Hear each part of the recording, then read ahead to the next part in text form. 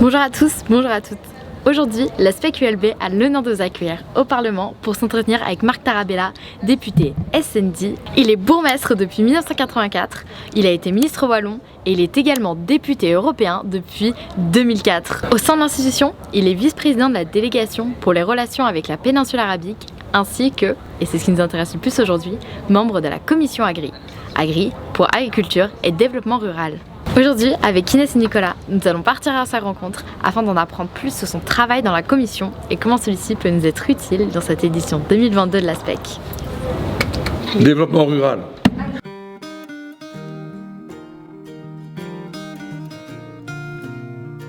Bonjour Monsieur Tarabella, Bonjour. merci d'avoir accepté de répondre à nos questions. Plaisir. Pour la SPEC. J'ai commencé en vous demandant quels sont les dossiers sur lesquels la commission Agri travaille en ce moment. Évidemment, la PAC étant derrière nous, il y a quand même une série de dossiers intéressants par rapport à la souveraineté alimentaire, la sécurité alimentaire plutôt, la sécurité d'approvisionnement, puisque la guerre en Ukraine, déclenchée par la Russie, a changé quand même pas mal la donne. Conséquence de la guerre en Ukraine, le monde est confronté à une potentielle crise alimentaire.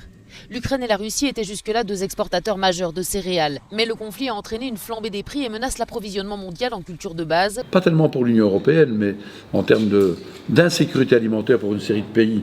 Pour nous, c'est surtout l'huile de tournesol, puisque 60% de l'huile de tournesol mondiale est exportée de Russie et d'Ukraine. Et donc pour faire nos frites, ça pose peut-être problème. Et plus sérieusement, on n'est pas tellement impacté par cela, parce qu'on produit assez de blé, mais il y a des pays qui vont l'être énormément. L'Égypte, par exemple, le Yémen, où il y a déjà une crise alimentaire grave, dépendent des exportations d'Ukraine et de Russie. Alors c'est vrai que fort de la guerre en Ukraine, on voit que certains collègues ont envie de revenir sur le Green Deal, ont envie de revenir sur la stratégie Farm to Fork, et de dire, là, il faut quand même produire plus, et revenir sur des méthodes d'agriculture plus conventionnelles, avec continuation de ce qu'on a fait avant, et ne pas réduire les pesticides, etc. Or, on a quand même voté une direction qui, je pense, va dans le bon sens, et c'est pas parce qu'il y a la guerre en Ukraine qu'il faut changer de cap. Et il y a vraiment un duel pour le moment qui, presque à couteau tiré, mais de manière aimable, se joue entre ceux qui disent ne changeons pas de cap quand même, et d'autres qui disent si, l'actualité fait qu'on doit changer de cap et qu'on doit revenir à des principes plus productivistes. Bonjour. Et donc, moi, je voulais plutôt vous interroger, vous demander comment se passait le travail au sein de la commission, mais au niveau des disparités politiques des différents députés. Comment arriver à travailler de manière efficace quand foncièrement on n'est pas d'accord au niveau politique? Donc l'agriculture, c'est sans doute l'endroit du Parlement le moins problématique, où il y a moins d'antagonisme entre les extrêmes. Et donc il y a plusieurs clivages dans l'Europe. Il y a les partis politiques bien sûr, il y a la région d'où l'on vient. En agriculture, c'est plus facile de trouver des connivences, même si on ne va jamais faire une action commune avec des gens extrémistes, notamment de droite. On ne va rien signer ensemble, mais il y a des votes, après il faut quand même voter. Et on voit qu'il y a des votes qui sont identiques, avec des gens avec qui on a d'abord négocié quelque chose, c'est-à-dire le PPE, peut-être les Verts, la GUE, parfois les libéraux, certains libéraux, et puis à un moment donné, quelqu'un de l'extrême droite va soutenir, mais même si on n'a pas intégré dans l'accord, mais il soutient. La seconde question était plutôt au niveau des négociations justement au sein de la commission. On a un peu l'image des fois des conversations au détour d'un couloir, du travail des lobbyistes qui proposent un déjeuner ou des choses comme ça. Comment ça se passe en réalité? Il faut juste prendre les lobbyistes pour ce qu'ils sont. Ils sont très présents au Parlement européen, c'est vrai, on ne doit pas le nier, mais quand on est rapporteur dans une matière, où on décide de ne rencontrer personne et on reste dans sa bulle de verre, dans sa tour d'ivoire, et et on a facile, on n'est pas critiquable d'avoir rencontré des lobbyistes. Moi, quand j'étais rapporteur, c'était pas en agri, c'était en marché public, donc dans la commission du marché intérieur. Premier boulot, 120 organismes ont voulu me rencontrer. Et j'ai dit à mon assistante, on les rencontre tous, une demi-heure maximum. On fixe parfois des après-midi de 5 rendez-vous, 6 d'affilée. Pourquoi? Parce que j'estime que, n'ayant pas la séance infuse, je prends les lobbyistes pour ce qu'ils sont, c'est-à-dire des donneurs d'informations. Ce qu'il me plaît à savoir avant d'écrire la moindre ligne, c'est ce que pensent les parties prenantes, comme on les appelle, de la proposition de la commission. Et alors, ça ne veut pas dire que je vais les écouter, ça ne veut pas dire que je ne vais pas leur obéir. Mais j'aime bien de savoir ce qui fait problème pour eux. Et donc voilà, ce sont des donneurs d'infos, ni plus ni moins. Mais le respect, je trouve qu'on doit avoir vis-à-vis des citoyens, c'est de rencontrer toutes les personnes qui veulent vous voir. Je le fais pour vous qui êtes étudiant, ou qui avez une expérience, que vous soyez de ma circonscription ou pas, ça n'a pas d'importance. Je le fais aussi pour les gens qui veulent me voir dans le cadre d'un dossier. Bon, je suis beaucoup assailli pour l'instant pour les droits de l'homme, parce que je suis vice-président de la délégation avec la péninsule arabique, et que les problèmes de droits humains là-bas, il y en a quand même quelques-uns. Ma première question, c'était par rapport au développement rural. On a une communication dernière de la Commission pour un développement ambitieux à l'horizon 2040. Ouais. Sauf que quand on regarde du côté de l'inclusion des femmes dans ce document, c'est assez vague et on remarque que ça ne répond pas forcément aux besoins qui ont été identifiés. Quelles sont pour vous les 3 mesures les plus importantes à prendre pour aller vers un développement rural ambitieux et une inclusion des femmes en zone rurale?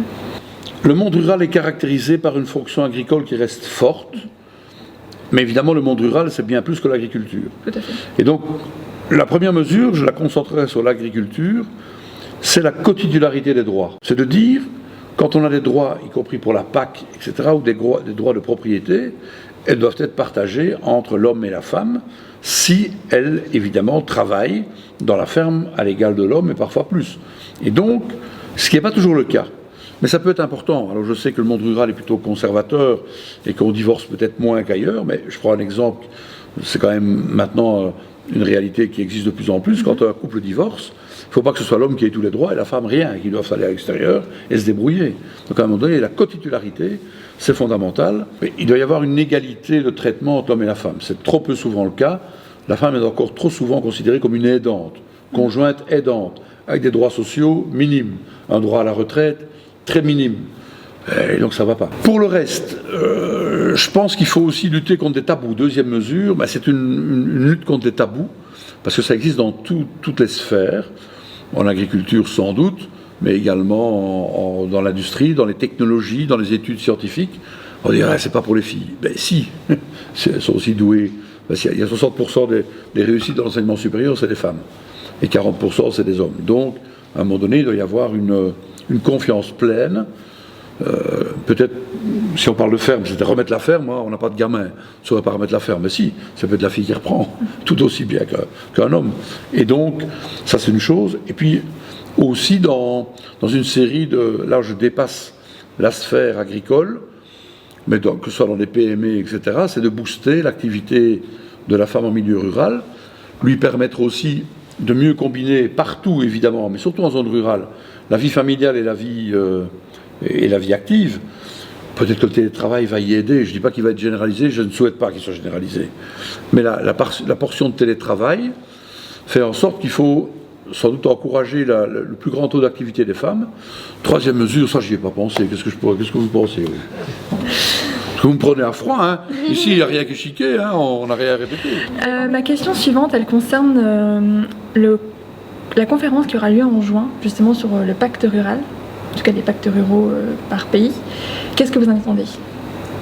Bon, je vais peut-être vous surprendre. Ah, très bien. Mais fort de mon expérience au sein du Parlement européen, j'attends de moins en moins des grandes conférences. Et j'étais 2 ans et demi dans la commission du développement. Vous avez entendu parler des objectifs de développement durable, les 17 objectifs. Oui. Mais pour moi, tout ça, c'est du pipeau. Pourquoi? Parce que l'objectif numéro 2, c'est lutter contre la faim dans le monde. Zero hunger. Plus de faim dans le monde à l'horizon 2030, je crois. Mais c'est pas vrai. Ce ne sera pas vrai. Et je pense qu'on ne met pas les moyens pour le faire. Et aujourd'hui, la famine risque d'être la réalité qui touche aujourd'hui. La sous-nutrition touche 800 millions de citoyens du monde. Ça a culminé à 1 milliard en 2008 avec la crise alimentaire. La crise alimentaire, elle va revenir. Parce qu'avec... je dirais l'augmentation du prix des denrées principales, le blé notamment, à 450 € la tonne, il va y avoir des émeutes de la faim. Et on n'a pas résolu le problème de lutter contre l'avancée du désert. Alors que parfois il faudrait, alors c'est vrai qu'il faudrait, parfois c'est 1 milliard d'euros, c'est des montants qui à l'échelle de la planète sont dérisoires. Pour lutter efficacement contre la barrière du désert, l'avancée du désert et notamment au Sahel. Et de dire, allez, on va lutter contre cela. Mais on ne le fait pas. Et on donne toujours du pognon à des gros projets avec des appels à projets auxquels ne peuvent répondre que des grosses ONG, pas les petites qui font du travail intéressant. Et donc de l'ONU, avec ces 17 objectifs de développement durable, jusqu'à des fonds que l'on donne en développement, etc., je me dis qu'on ne donne pas l'argent là où il devrait être prioritaire. C'est pas le seul problème, l'argent, parce qu'il y a aussi des gouvernements inacceptables, des mauvaises gouvernances qu'on ne change pas, qu'on soutient parfois. Et donc, le problème reste entier. Mais c'est vrai dans tous les domaines. Et donc, les grands-messes, c'est peut-être bien, on rencontre des gens qu'on a vus depuis longtemps, mais c'est pas de là que j'attends les grands changements pour le futur, je crois. J'aimerais, ma dernière question, vous parler de l'industrie de la viande. Parce que dans le dernier rapport du GIEC, c'est justement une industrie qui est pointée du doigt, comme quoi il faudrait mieux la contrôler parce qu'elle est très énergivore. Donc, est-ce que pour vous, la stratégie Farm to Fork pourrait être un outil pour s'attaquer à ce problème, ou en tout cas un moyen d'innover vers une industrie moins polluante? Oui, moi j'aimerais bien d'abord relativiser les choses, mais j'ai été très clair là-dessus. Quelqu'un qui a un nombre de bêtes à l'engraissement supérieur à sa superficie, donc un élevage intensif, ne devrait plus promériter les aides de la PAC. Donc je l'ai dit, je suis enregistré, donc je le redis. Et donc quelqu'un qui fait vraiment de l'élevage intensif, 0 aide de PAC. Par contre, je n'aime pas qu'on fustige tout le temps l'élevage ici. Pourquoi ? Parce que l'essentiel, notamment en Wallonie, qui est une région où l'agriculture est beaucoup plus extensive, où on utilise beaucoup mieux sa surface agricole utilisée, où les bêtes vont au champ, elles vont paître, elles vont l'été, le printemps, elles vont dans les prés, puis à l'étable, elles rentrent en hiver. Là, on a quand même un élevage qui n'est pas du tout nocif et qui contribue justement à la richesse des sols. Certes, on doit en consommer moins, certaines personnes doivent en consommer moins, mais il y en a d'autres qui n'en consomment pas assez.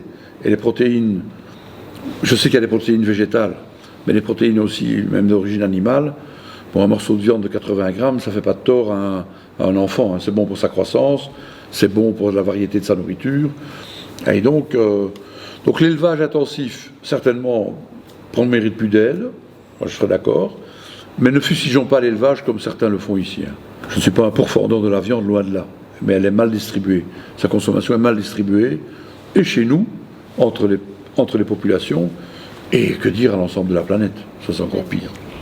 Merci à tous d'avoir suivi cette vidéo, j'espère qu'elle vous a plu et a été utile dans vos préparations pour la SPEC. Nous avons hâte de vous voir à Québec. À bientôt et merci encore. You're beautiful. You're beautiful. You're beautiful.